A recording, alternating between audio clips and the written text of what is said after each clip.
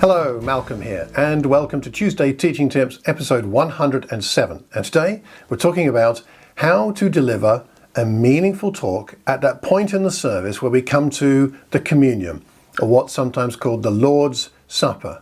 That talk that, in my tradition of church services, comes just before we take the bread and the wine together, reminding us of what Jesus has done for us. So how do we deliver a meaningful talk? And I think this is so important.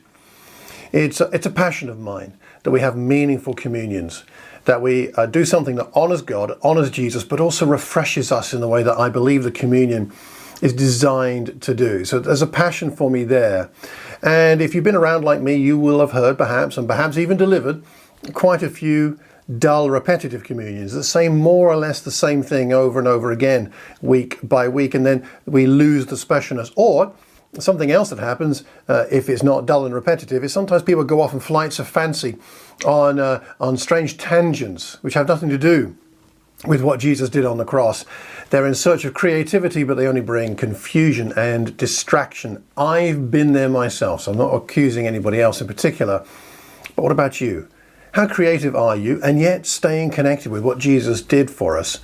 Are your talks, the ones that you deliver, are they refreshing the hearts of those who are there just as they prepare to take that bread and that wine? What about you? Well, what I would like to do today and in the next series of recordings is to talk about the atonement. Now, this is based on some classes I taught in the Thames Valley Churches of Christ, and I've taught bits of this elsewhere.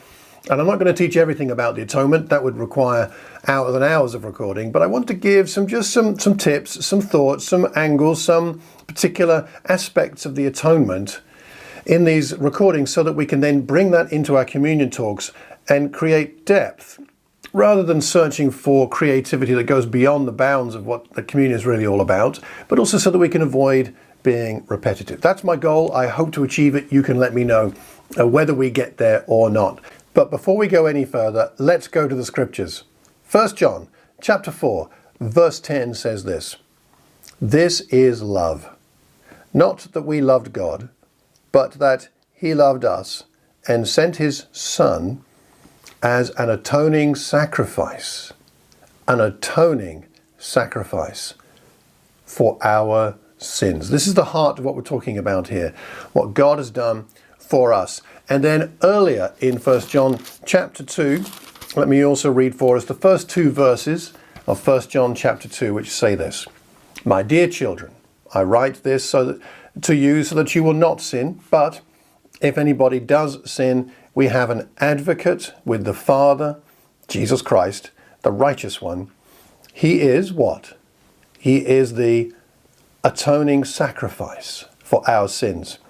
And not only for ours, but also for the sins of the whole world." So just before any of us get a bit, what's this big atonement word doing here and why is it so important? Let me just share with you there. We have two verses or passages in 1 John that show us that this atoning sacrifice is so important for our salvation and the forgiveness of our sins. Now, a few thoughts as an introduction really to this whole series, and we'll deal with specific issues of the atonement in the next recording. The atonement. This word is used about 100 times in the Bible, so it must be a significant word. And the concept of the atonement is in about 226 verses in the Bible. What does the word atonement mean? It's often explained as being at one-ment. If you write the word out, you can see it there, at one-ment. What brings us into oneness with God? What brings us through Christ into oneness with the Father? That removal of the barrier between us and God. In other words, dealing with our sin, atonement, so important.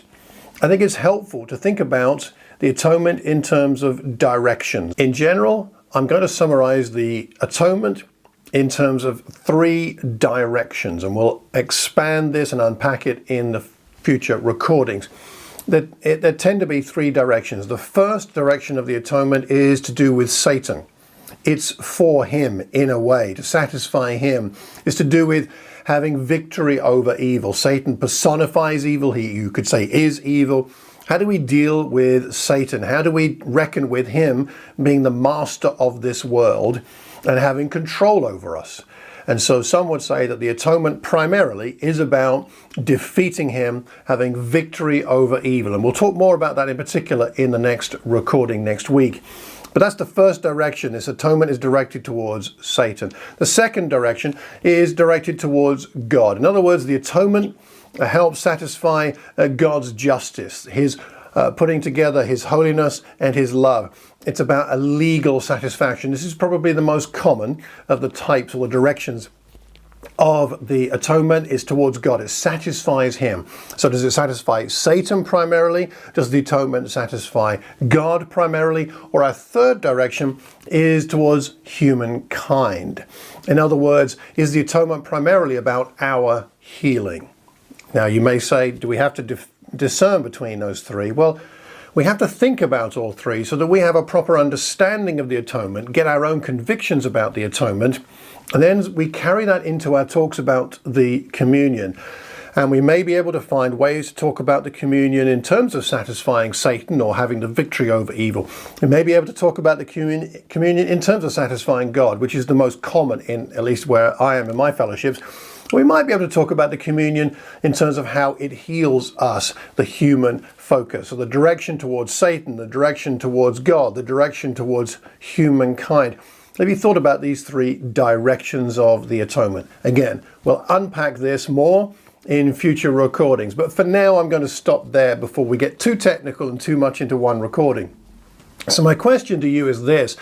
As you think about these directions, which do you think of as the atonement being primarily for? Is it primarily the victory over evil? Is it primarily satisfying the justice of God? Is it primarily about our healing?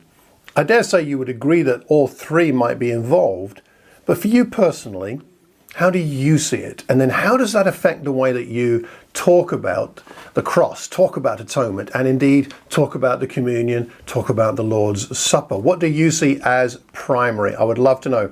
Could you leave a comment wherever you hear or see this recording? Leave it publicly, because we learn best when learning from each other, and we learn best when we learn in community. So that's a real help when we do that. Secondly, would you pass the link to this recording on to one other person you think might benefit? And if you haven't already done so, click that subscribe button so that you can be notified when new recordings go up, and hit the like button there as well so that these recordings become more visible to more people. Thank you so much for watching and listening, and I do hope that between now and the next time we see each other, you have a terrific Tuesday and a wonderful week. God bless.